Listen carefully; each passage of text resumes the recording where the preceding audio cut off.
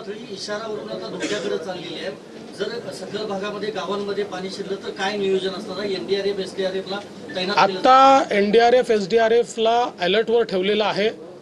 बहुतांश नद्या इशारा पातळीवर आहेत, काहीच नद्या इशारा पातळीच्या वर चाललेल्या आहेत। आपल्या बाजूच्या राज्यांसोबत आपला नीट संपर्क आहे, त्यामुळे जो काही विसर्ग आहे त्याचं जे मॅनेजमेंट त्या राज्यांसोबत करावं लागतं ते मॅनेजमेंट आपण चांगल्या पद्धतीने करतो आहोत।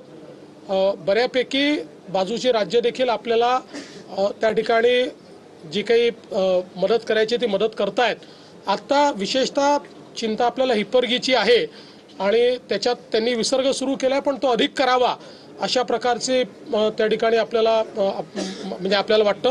तर ते त्यांच्याशी आपला व्यवहार चाललेला आहे आणि तेलंगणासोबतही योग्य प्रकारचा आपला त्या ठिकाणी संपर्क चाललेला आहे। काही कॅचमेंट्स मात्र असे आहेत की जे कंट्रोल्ड कॅचमेंट्स नाही आहेत, काही कॅचमेंट्स हे अनकंट्रोल्ड कॅचमेंट्स आहेत। त्या कॅचमेंटमध्ये जरा जास्त आपल्याला धोका आहे, तर त्याच्याकडे आपण लक्ष ठेवून आहोत। साहेब, मिठी नदीमध्ये जो प्रत्येकदा प्रश्न उपस्थित होतो की मुंबईमध्ये पाऊस झाला मान्य, पण 300 ml झाल्यामुळे एवढं झालंय की तिथला प्रश्न काय म्हणजे गाळणं निघणं, प्लास्टिक असणं वगैरे या गोष्टी असं दोन्ही गोष्टी याच्याकरता आहे। एक तर 300 mm पाऊस ज्यावेळेस होतो त्यावेळेस हा मोठा पाऊस मानला जातो। हा काही रेग्युलर पावसापेक्षा किंवा अतिवृष्टीपेक्षाही एक प्रकारे हा जास्ती पाऊस आहे।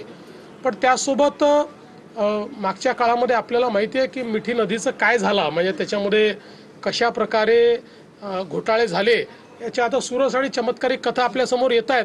त्याच्यामुळे पूर्वीच्या काळात मिठी नदीमध्ये गाळ काढण्याच्या नावावर ज्यांना काम दिलं होतं त्यांनी काय काय केलं आहे हे आता समोर आलं आहे। तर नव्याने ती कामं हातामध्ये घेऊन राज्य सरकारने महानगरपालिकेला आदेश दिलाय आणि महानगरपालिका नव्याने आता ते कामं करते। सर, वसई विरार पालघर या भागामध्ये आता मोठ्या प्रमाणामध्ये पावसाचं पाणी आहे ते शिरलेलं पाण्यात अहमदाबाद हायवे सुद्धा साहेब ही आपण कालपासूनच या संदर्भातली माहिती दिलेली आहे, कारण हा सगळा भाग रेड अलर्ट आहे।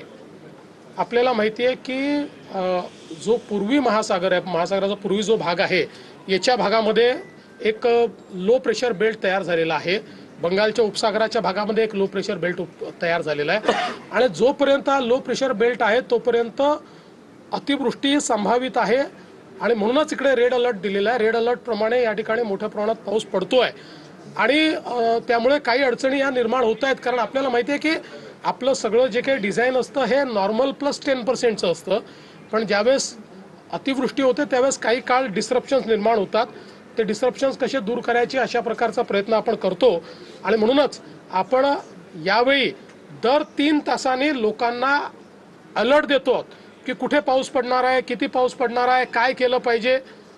अर्थात इतकं असताना देखील शेवटी लोकांना काही कामं असतात, ट्रान्सपोर्टेशनचे काही विषय असतात, काही लोकांचं त्या ठिकाणी महत्त्वाच्या कामांनी जाणं येणं असतं, त्यामुळे अशा प्रकारचे रस्ते तुंबतात त्यावेळेस त्यांना अडचणी होतात, पण त्या वेगानं दूर करण्याचा प्रयत्न चालला आहे।